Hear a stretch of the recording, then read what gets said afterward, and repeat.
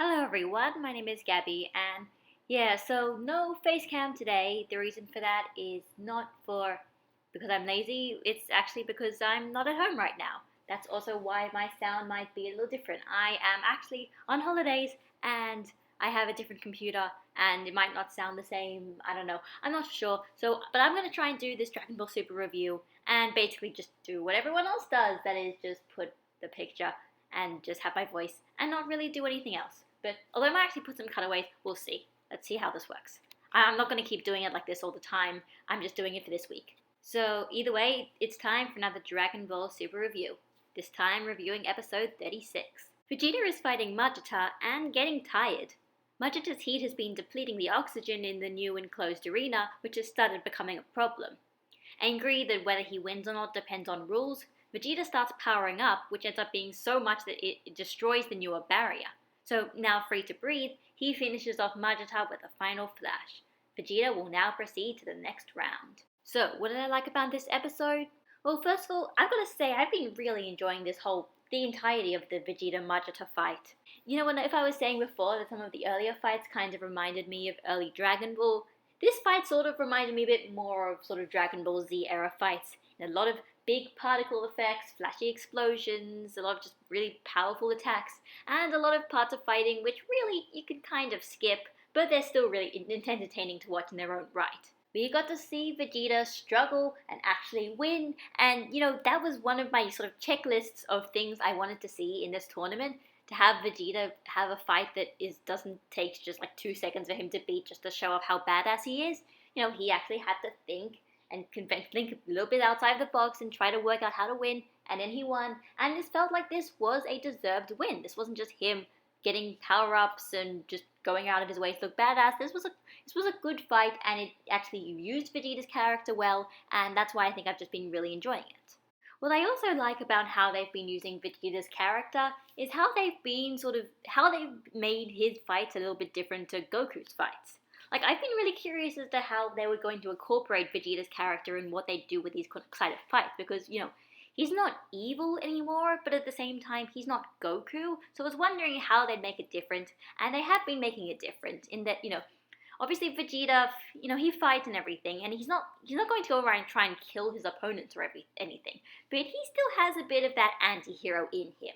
Like, he gets really pissed off when he realizes the only reason he won this fight was basically because of the rules. Because he's just like, I don't care about the rules. I want to, this is a tournament. I want to do my best. I want to just beat this guy. I don't want to have to stop every 5 minutes and talk about technicalities. And he gets so pissed off that, he just powers up, destroys the arena, powers up, does the final flash, beats Majita, insults Majita, which ends up making him win in the end, although he didn't realize that, and then he wins. Majita has been a really interesting opponent with all of his, steam and fire and magma-based attacks. Like, he feels like a really unique opponent, and he feels like he's like a threat, but without being too much of just sort of suspension of disbelief. I'm like, come on, how can this guy seriously be that strong? Like, it feels like he is legitimately powerful in his own right, and he is a legitimate challenge, but he's not too challenging that they will never be able to beat him unless they get some kind of power up. As for what I didn't like about this episode, well, the funny thing is, the whole parts about Vegeta using the Gallic Gun and then using the Final Flash, it's like, it's fun fan service, but it does kind of feel like fan service in that I can never imagine someone like Toriyama writing that. And not just because of the obvious, I don't think he'd even remember the Final Flash, but more just like Vegeta, especially in the manga, he does an attack and he generally never uses it ever again. So, I wouldn't really expect Vegeta realistically to remember the Final Flash and for the Final Flash to actually be a unique move as opposed to just a really, really, really big explosion. It feels more like a signature move that's sort of more implied than actually seen in it's obviously his move in the video games and stuff like that, so people kind of assumed that it was a real defining part of his character, even though it's just this one attack in this one episode of this one part of the show, which is probably, normally would probably never come back up again, but it did because it was popular.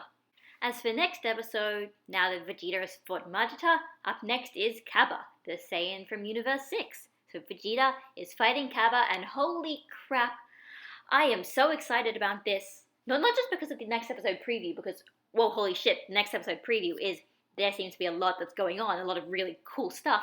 But besides that, this feels like the first fight in this entire series that could actually do like character development, considering that it's the Saiyan from Universe 7 versus the Saiyan from Universe 6. And I feel like these two characters in particular, I mean, they got interactions before this tournament even started, and I'm just wondering, considering, like, Kaba seems to be like the good Saiyan. He is from the good Saiyans in Universe 6, and now he's going to be fighting against Vegeta, the one who, at the beginning, when he was first introduced, was pretty much the epitome of the evil Saiyan.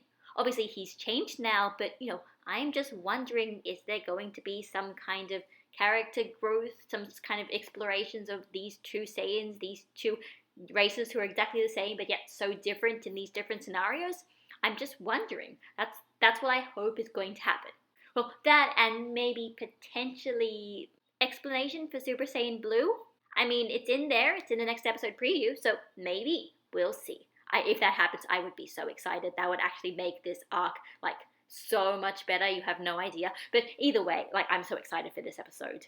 So that was Dragon Ball Super episode 36. It was really good, at least in my opinion. It's just such a great feeling thinking, like, when I watched this episode, I was feeling, I feel like Dragon Ball Super is getting on the right track again. It feels like it's doing something good. It feels like it knows what it's trying to do, and it's not doing anything stupid. And these fights are actually all really, really enjoyable. I mean, even the Frost fight, well, I didn't really like how it was handled, how they handled the character of Frost. The fights were still pretty good, and honestly, this arc has been pretty great so far, and it's almost getting near kind of the end of the fights. We've got like only a few more fights to go, really. Like, I think we're at least halfway through. So I'm just, I've got to say, everything seems to be looking up so far. This could easily screw up. It could easily get worse. But so far, everything feels like it's just looking up. I'm hopeful. I'm hopeful. Now let's just hope my dreams and hopes are not crushed on by the next week. So this is Gabby signing out, and I'll see you all next week with hopefully my face. So bye, guys.